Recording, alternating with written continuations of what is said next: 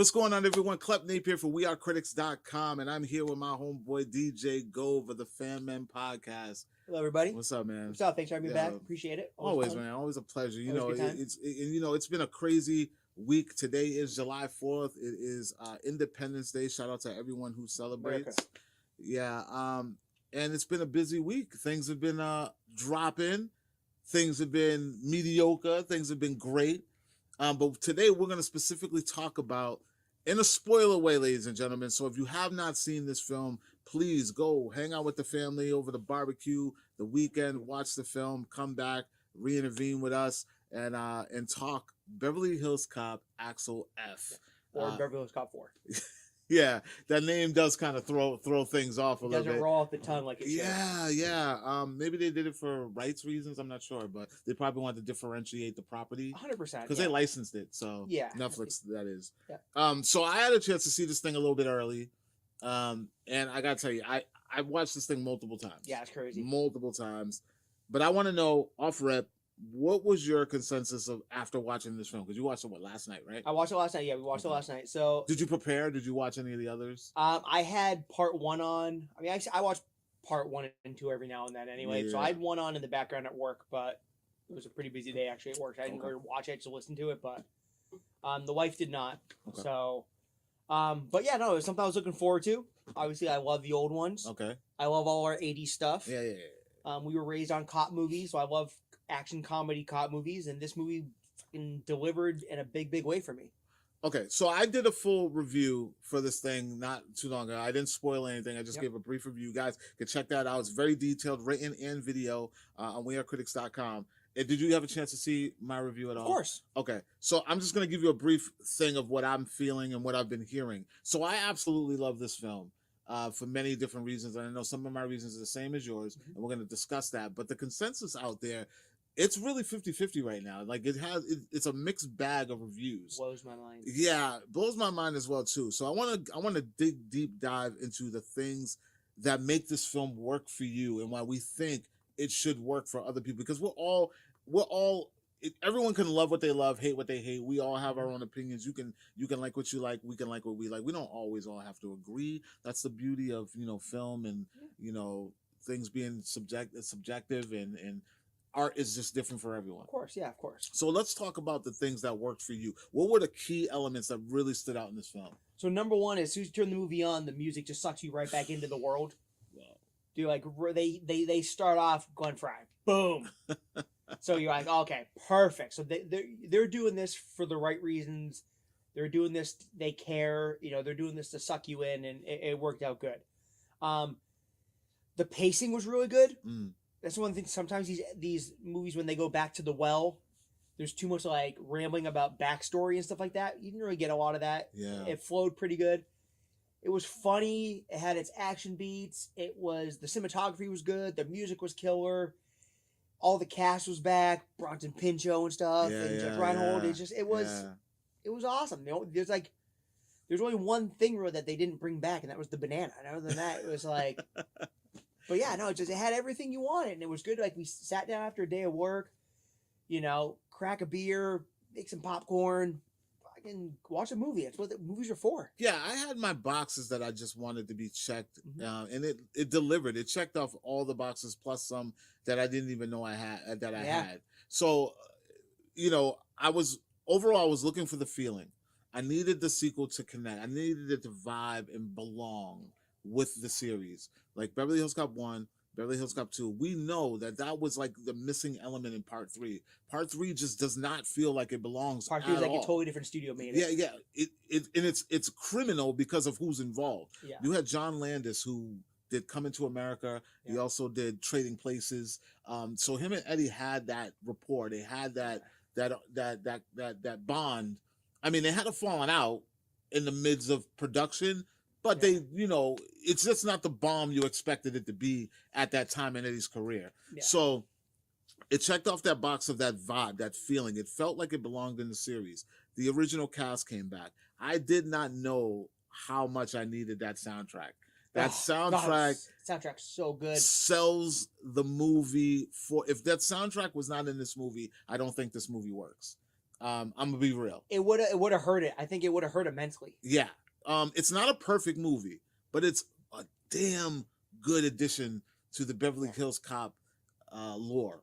So perfect movie is a tough term because there's only like maybe 3 perfect movies that have ever been made. Especially when it comes to sequels. Especially, Not yeah. a lot Like of it's them. in general. Like, I mean, very few movies are perfect from start to finish. I think it's Yeah. like, for me, it's like Princess Bride, Shawshank, maybe Nightmare Before Christmas. Honestly, it might be the only 3 perfect movies. No, I'm dead serious. So, but this one doesn't have to be perfect. It just has to be fun and entertaining. These movies, the 80s was packed full of movies, and all these cop movies were made just to entertain you, whether it was Beverly Hills Cop, 48 Hours, Lethal Weapon, yeah. Red Heat, like Tango all and this stuff. Cash. It's just was it Tango and Cash? Was it fun? Did you get like your comedy, your a little bit of emotion, your action pops? You know, that's all it is. It's just it's a popcorn movie, man. Yeah, and one of the main key elements that they definitely did is they definitely gave us a movie that fit within that era in a continuation kind of form. Like, we didn't get like that. Let's blast this 40 years into the future and just stick with what today's all about. Let's put today's agendas in politics and things that are going on today, instead of just, you know, giving us a fictional run on what's going on in these characters' lives where we last saw them. I really, really appreciated that. Like, it didn't feel forced.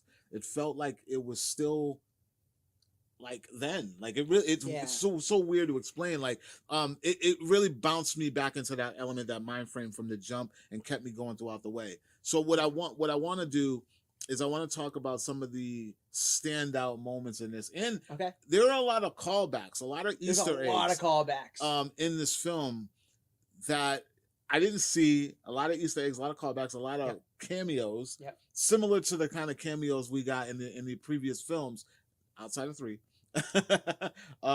So let's talk about some of those standout moments for you. Like, what did you? So for like the callback stuff, obviously you had like, you know, early on there's a thing with Billy's Rambo knife. Yeah. Because that was Billy's kind of thing. You know, he seemed like this mob manner guy. Which kind of played through the story a little more than we expected. You had the picture of the old captain on the wall in Paul Reiser's office. That was kind of cool. Yeah. I mean, and then there was even callbacks to stuff I didn't know you needed. Like there's a like a little Easter egg where they're going through Axel's like rap sheet in Beverly Hills, and they bring up Beverly Hills Cop 3, and like, that was a mess. It's like not your finest moment in '94, right? And did they make a Shrek joke? Yeah, there's a donkey joke in there. There's an onion joke. That was, to me, that was like, and you might not have caught it. I was dying. Yeah. And I was like, what the? I was like, Shrek joke. She's like, oh, I'm like, you. Yeah. It's like it was clever. There was another subtle callback, and I don't know if you picked up on this, but there was like this ongoing joke in the second one that some people were annoyed with. There was like a line that they just kept repeating every time they would do something, where Axel would say, well, it wasn't always a cop. Oh, Fraction of law too. Yep. In this one, it was the misguided youth. Mm-hmm. The misguided youth line. Like, he just kept repeating every time he would do something that was like out of the cop realm. He would always like misguided youth. Yep. So they brought that element back. So there's a lot of like little tiny minute things in this film, like the color palette, the music. Dude, it looked like an 80s movie. It did look like an 80s movie. And it looked like an 80s movie that just, it not even an 80s movie, but it looked like it belonged in that. It was shot back then. Yeah, like in that storytelling. Let's talk about some of these cameos. Because you can't do this movie without the familiar faces that are in Axel's life. You mentioned Paul Reiser, which I loved what they did with his character. I love that they elevated him to kind of show the contrast of where Axel is still and where the bumbling sidekick has now surpassed him in the. He's like the chief, right? Yeah, like that speaks so much without saying so much story. It's like Axel is still what did he call him? The dipshit of Detroit. Something like that. He called him something, but like I should know. I've seen it enough times. But Axel is still just being Axel, and Paul Reiser's character has surpassed him, and now he's the man in charge. He's always in trouble. Yeah, like, even so, like in the beginning, there's the garbage truck scene, and they're going through, and it comes on the radio, and he just goes, "Foley," like he just knows. He just knows. It's just so perfect the way that they like. there's so many elements. It's like surprising to me that there are people who just aren't connecting with this. And I would just have to say, in order to connect, you just had to be there. Like, this is more than just some, for me anyways, and for you, our parents didn't put us onto this. We were there when it happened. We were following the story. When the third one, I remember when the poster, I remember where I was when I saw the poster to the third one, which led to such a disappointment, right? Yeah. I was in the Showcase Cinemas, downtown Worcester. I don't remember what movie I was going to see, but I was walking through the aisle to go see a movie in the big theater. Remember how you had to go up that? Yeah. There was a poster of Axel standing there with the gun, and all that was there was the word Cop 3. 3, yeah. I remember that. Melted my heart, dude. I was so excited. I was like, wait, they're doing a third one? Yeah. And I was in high school at the time, so I was like, I was really excited for that. So just the whole vibe that just came back in this movie, offered from the music in the very beginning. I did not expect them to play The Heat Is On. Yeah, like that was from the moment the movie started. When I heard that music, all smiles. Yep.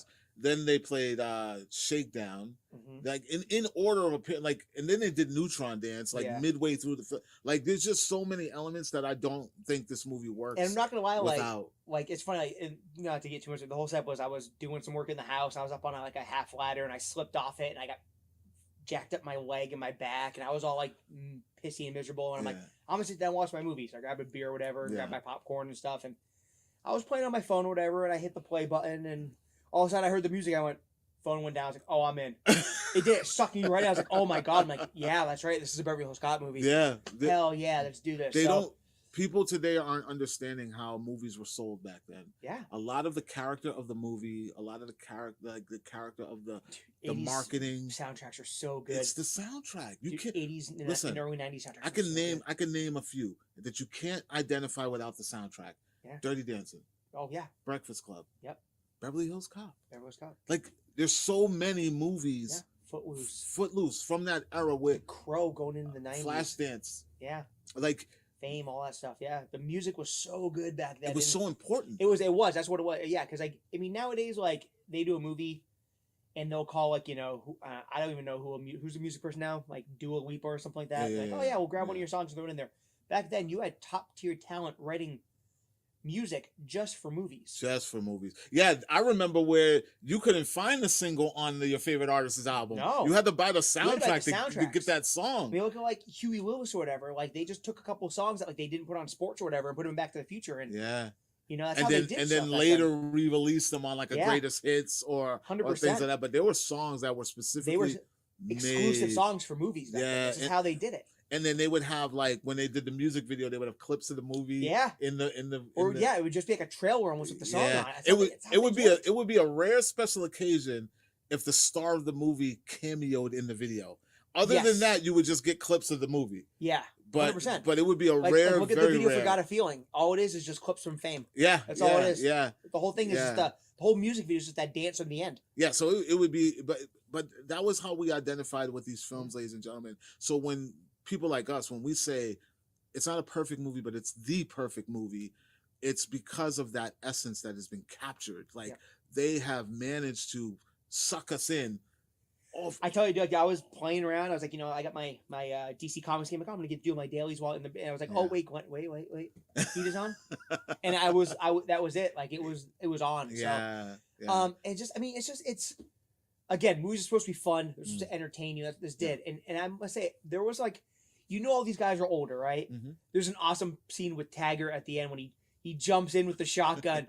And Billy's like, what are we going to do? He's like, I don't know, but I can't get up. It's like, because he's like 80 years old, But it's like, can I just say, like, man, does Eddie still have his fastball? Yeah. He's still Eddie Murphy, man. Yeah. Like, the cadence and the delivery, you can't reboot this movie because no one can play Axel Foley besides Eddie Murphy. Eddie. I mean, it's so good. Yeah.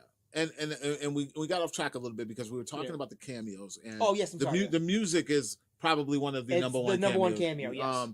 But let's talk about, they bring back Paul Reiser. They also bring back Sir Bronson Pinchot, man. Listen, dude, I love Bronson Pinchot so much. Let me ask you this. Yeah. Can you make a Beverly Hills Cop without a Surge cameo? Because he's in all four. He's in all four. He is. Wait, is he in 2? No, that's Jeremy Piven. No. You're thinking about Rush Hour. I'm thinking about Rush Hour. I think I know he is. he's in 1. Let's check the interwebs real quick. Keep talking. I know he's in 3 because Yes. he's literally, when I tell you Surge is the best part of Beverly Hills Cop 3, Yeah, I'm not even lying to you. Like, it's the only connective tissue to the Axel Foley lore, and it's hilarious. Mm-hmm. It's just hilarious. Like, his little bit, and then, they brought him back like multiple scenes. Like, he's in 3, like in the middle, and then he's also in the 3rd act, which kind of ties up the storyline. Yeah. That's how needed. Chris Rock is in Beverly Hills Cop too. Yeah, I know. He's the valet. Yeah, he's the valet guy. Yeah. So, and we're gonna talk about those cameos too, because no Bronson Pinchot in 2. Yeah, so he's not in 2, yeah. which was odd because it's weird because I don't even notice that he's not in it. That's how good 2 is. No, I mean, honestly, like the thing with Bronson Pinchot is, and if you're not our age, you probably don't know. Bronson Pinchot was on one of the most popular television shows of the 80s, filming Perfect Strangers. He probably couldn't get away. I said Strangers, so Perfect Strangers. Yeah. Yeah. So that was a great cameo that they brought him back. I love that. And then you mentioned Chris Rock being in part 2 because he was the valet. And part 1, we got a young Damon Wayans. Yes. And then this one, we got a similar type cameo from Afion Crockett. Yes. Which I love this cameo for so many reasons.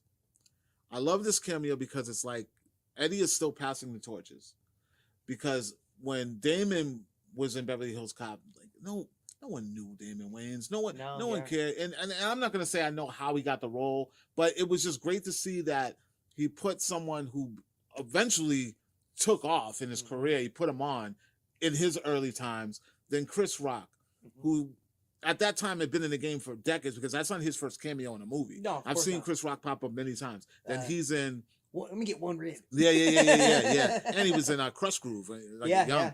But seeing him pop up and he got lines. Like he got to kind of chop up with Eddie. Eddie's never shied away from trying to help launch people. Yeah. He's always taking care of other comedians. Yeah. So seeing Afion and not just show up, like he got to toss lines with Eddie Murphy. Like that's just a beautiful. Like I love that moment, even though it's minute. We really get nothing from it, just some silly banter. Yeah. But it was just kind of cool just to see that Afion got to toss lines with Eddie Murphy in a random scene right after another random scene, a cameo.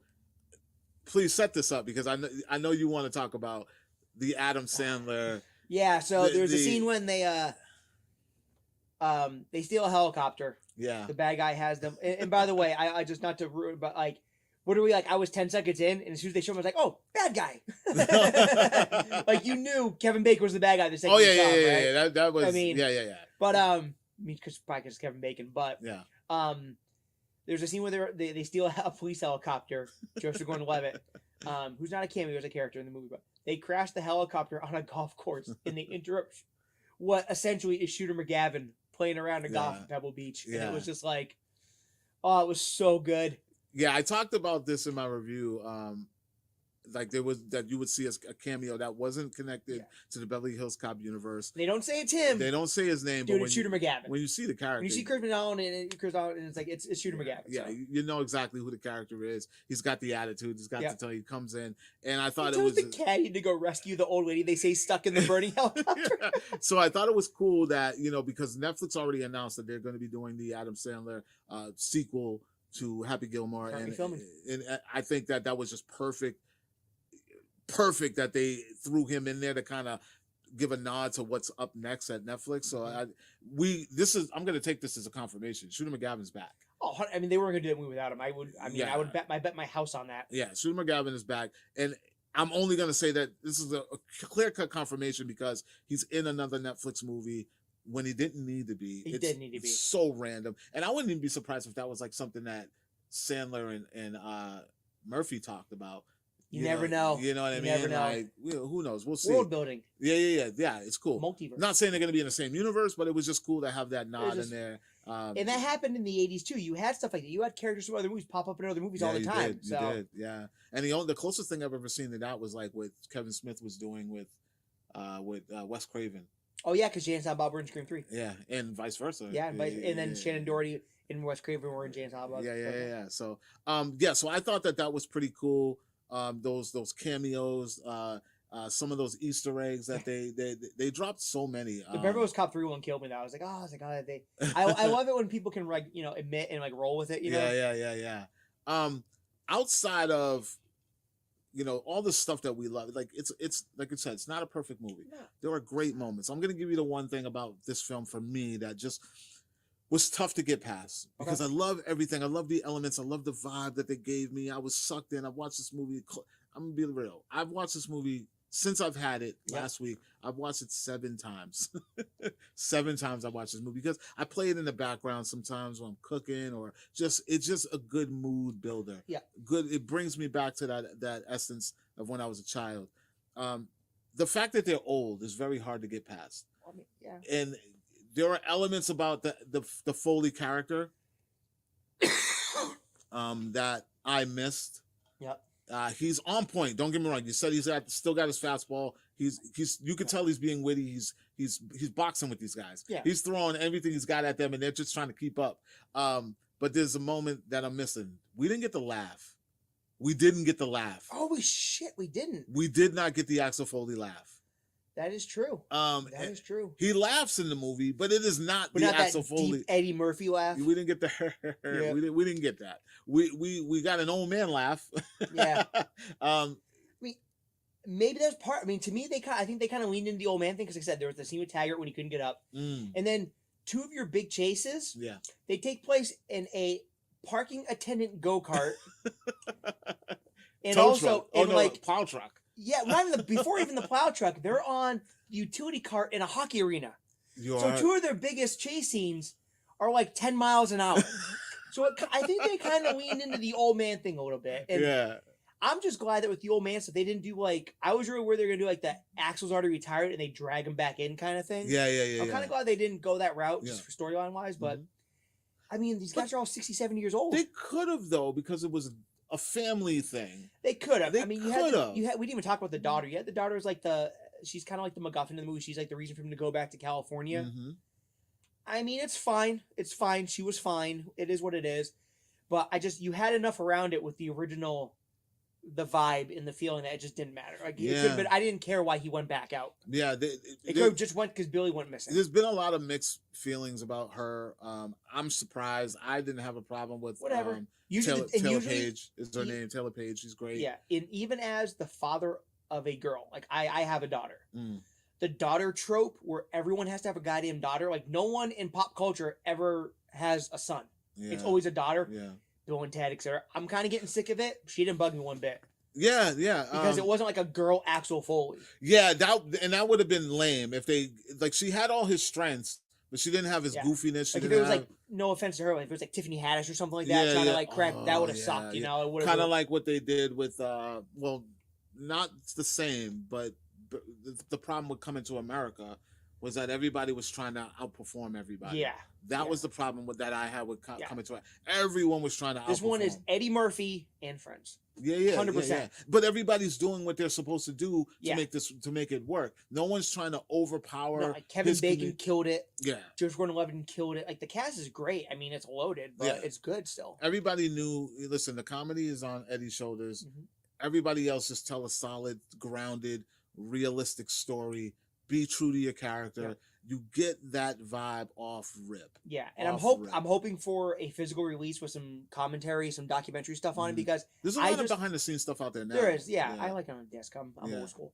I just have a feeling that everyone had a good time making this, and you can, when people are making a movie and they're into it and they're having fun and they like the material and they like each other and they're especially like someone like Kevin Bacon probably loves the old one and stuff like that. You can just it comes out on screen. So it just seemed like it was a good time and everyone had a good time making it. And it was fun and they made a good movie. Yeah. Now, when I was talking about the things that I didn't like, and I was referring to the age of them, and they're all older. Yeah. What did you feel about the dynamic of bringing the three main? Because I feel like that's a huge missing element. Yeah. I love the element of them kind of being in their own worlds, and then they come back together. Yeah, because they're all in the movie, but they're all so Billy goes missing, Taggart's like had retired and came back. Yeah. I mean, and he's like almost 80, I think. Yeah. So obviously you can't do a ton of stuff with him. But you got they brought him back together for the shootout at the end. Uh-huh. You had the really funny moment, and then at the very end they brought him back together in the car. Yeah. And it was that was all you needed. That was like, that was like a chef's kiss kind of thing. And again, it was just, I mean, the only thing missing was the damn banana. The banana joke was missing. I was honestly we talked about cameos, not to go back to it, but I was hoping you were going to get Damian Wayans Jr. in here. Oh yeah, to do doing something with fruit. That would even if it was just like a fruit vendor or something, that would have been kind of funny. But no, but they did it. It was. This wasn't supposed to be Gladiator. This wasn't supposed to be Schindler's List. This was Beverly Hills Cop, man. Yeah, and they hit all the beats, man. And you mentioned Chef's Kiss because we can wrap it up with this.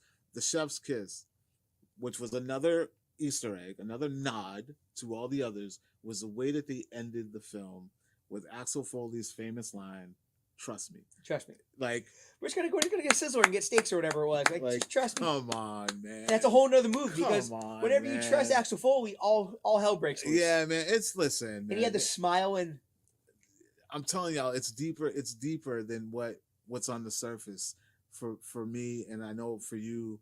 Like, for the real hardcore fans, they just nail every element of what a Beverly Hills Cop movie is supposed to be. And even the story being predictable, the way that's how 80s action movies were. It's you love the character, you grew up with the character. They gave you your guys. Yeah. They did it proper. They did it justice. Even like, one of my co-hosts, Chris, he just said he's always skeptical about this like recontinue stuff, and he just texted me. He's like, "Man, I like that way more than I thought I was going to." Yeah. Listen, like I said, I had very, very high expectations. I didn't care whether it was mediocre or not. I was ready to see Axel Foley back in action and see, where it went. Once the music started, I was sold. I was like, this is exactly what I wanted. It already, from the very first scene, kicked Part 3's ass. I was like, smoke Part 3. Part 3 doesn't even count. Like, dude, Part 3. It's like Beverly Hills Cop 3 to me is like Ninja Turtles 3. It doesn't exist. Oh my god. Can they do Great example. Can they do another one? I think they could. I'm down for 5. If they do it quick. Yeah, they gotta do it quick. They gotta turn it around quick, and don't be afraid of theatrical, guys. Please, you guys missed out on a banger. You know what? You missed out on a. That's a very good point, because this is how all these streaming movies. This is how I determine whether I really like it. If this came out in the theater last night, if I went to AMC last night and I bought 3 tickets, spent $100 on popcorn and candy, would I have still had the same feeling walking out of that theater? Hell yes. Yeah. I would not have been mad. Seeing that in the theater. I envy a lot of the other critics in different markets because they got early screenings in theaters. We unfortunately did not get one in the air, but I did get it early. But I didn't get it. They didn't have it in theater normally, like Netflix would do. Yeah, we need Netflix to invite us somewhere next time. We'll hop on a train or something. Soundtrack in a movie theater. I know that audience must have lost their fucking mind. Yeah, there must have been a couple roars. Bronson Pinchot, I bet, got a roar because I got a roar in my house, man. I'm so jealous that I didn't get to experience this movie in the theater. They needed to be I mean, it didn't need to be, but I love the theatrical experience, and this one I would have paid theatrical for. So I think Netflix, especially when they're spending this kind of money, why not do like a Fathom style thing where you put it out for a weekend and you have to have a Netflix account to even buy the tickets or something like that. Yeah. It's like that way you get your subscriber. You don't lose subscriber count. I'll watch this thing a week early. I'll pay the money. Yeah, let's go. Yeah. Yeah. I think that would if they do a 5th, which they absolutely can do a 5th. Start it now. Because there's still questions unanswered. Yeah. People might say that there are plot holes in this movie, like we don't know who the mom is. That's exactly that could be on purpose. Like that's narrative for the next one. We could find out. Maybe that 12th Street Mafia drop, that issue could come back. Pop back up. You know what I mean? Like there's just so many. Who won the hockey game? I have no idea. Was it? Canucks Red Wings. Who won? Yeah, Oh no, Vegas Knights. It was Knights Red Wings. And I like the Gordon Levitt dynamic. I love Yeah, there wasn't too much of them. Yeah, they didn't try to they didn't try to make him like the successor. Yeah. That was another thing. There was no passing of the torch like they tried to do with the TV series that never aired. Yeah, no, it's just Eddie Murphy. By the way, man looks phenomenal for his age. You know. It's just it's Eddie Murphy's the GOAT. I mean, he's one of the best actors, comedians of our generation. Musician. He's the Jamie Foxx before there was Jamie Foxx. And it just again, like I said, we don't normally score movies, but like honestly, it's a good, like, I mean, I'm 9 out of 10, 4.5 stars kind of thing, like out of 5. Like I'm all in on it. You said so? You're saying 5 out of 10? 4. Oh no, like 9.5 out of 10. 9 out of 10. Really? Somewhere in there. Okay. Yeah, like so it's up there. I would have went 7.5. I like it more than you then. 7.5, maybe hard 8. 8.5, 9. Yeah, I'll go 8.5, 9. I'll give it an 8 out of 10 because, like I said, it's not a perfect movie because for me it's age. For me, when you wait too long, like Bad Boys, when you wait too long for this stuff, it simmers the heat a little bit. Yeah. It pulls it down a little bit, but they nail the mood. They nail the vibe, and for that, I have to applaud them. And I'm anxious for a 5. Yeah. Let's do a 5. Let's do a 5. Just cause. At this point, just do it. Just do cause. It do was what it was just supposed to cause. be. They didn't try to be something they weren't. Yeah. They weren't lined up for. It was good. Yeah, I'm all board. I mean, that's all I really got to say. Yeah, same here. Guys and girls, listen. If you have not seen Beverly Hills Cop, Axel F, please check it out. It is available now, streaming on Netflix. It's been there since July 3rd. And listen, I had a damn good time. Yeah. And let us know what you think below. Yeah. Obviously. Like, comment, share. Make sure you guys subscribe for more movie news, television news. Check out wearecritics.com and follow me at Klepcx on all platforms. And DJ, where can they find you? At DJNot on Twitter and Instagram. At FMen37 on Twitter, and Fanmen Podcast wherever you get your podcast. SoundCloud, Google, all this stuff. Everywhere, guys. And until next time, talk to you soon.